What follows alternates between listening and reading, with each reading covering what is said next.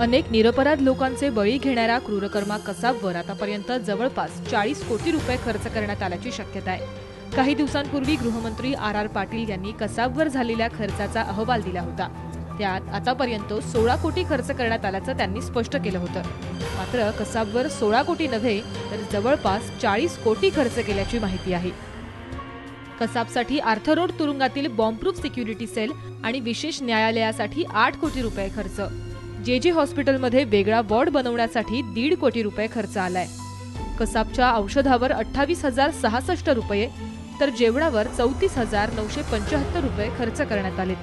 कसाबच्या सुरक्षेसाठी तैनात करण्यात आलेल्या पोलिसांच्या पगारावर 1,22,18,406 रुपये खर्च करण्यात आलेत। तर इंडो तिबेटियन बॉर्डर पोलिसांवर 19,28,00,000 रुपये खर्च करण्यात आलेत।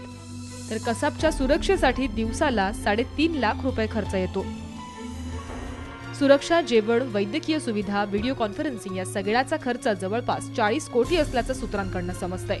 सर्वोच्च न्यायालयानं त्याच्या फाशीच्या शिक्षेवर आज शिक्कामोर्तब केलं असलं तरी प्रत्यक्षात शिक्षेची अंमलबजावणी होईपर्यंत खर्चाच्या आकड्यांमध्ये भरच पडत राहणार आहे।